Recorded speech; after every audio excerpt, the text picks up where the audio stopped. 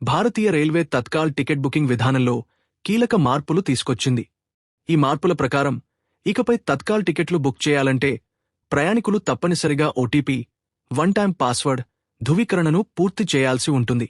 Railway టికెట్ల దుర్వినియోగాన్ని అరికట్టడం, నిజమైన ప్రయాణికులకు టికెట్లు సులభంగా అందుబాటులో ఉంచడమే ఈ కొత్త విధానం యొక్క ప్రధాన లక్ష్యం. తాజాగా పశ్చిమ రైల్వే ఈ నూతన ఓటీపీ ధృవీకరణ వ్యవస్థను ముంబై సెంట్రల్ మధ్య నడిచే శతాబ్ది ఎక్స్ప్రెస్లో డిసెంబర్ 1 నుండి అమలులోకి తెచ్చింది.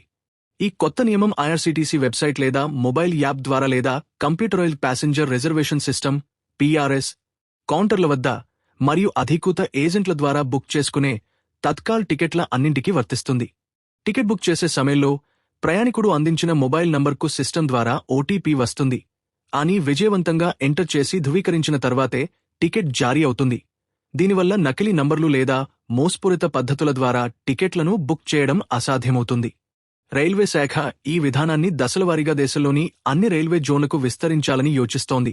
కాబట్టి తత్కాల్ టికెట్లు బుక్ చేయాలనుకునే ప్రయాణికులు తమ మొబైల్ నంబర్లు ఎల్లప్పుడూ అప్డేట్గా ఐఆర్సీటీసీ ఖాతాతో లింక్ అయి ఉన్నాయని నిర్ధారించుకోవడం తప్పనిసరి.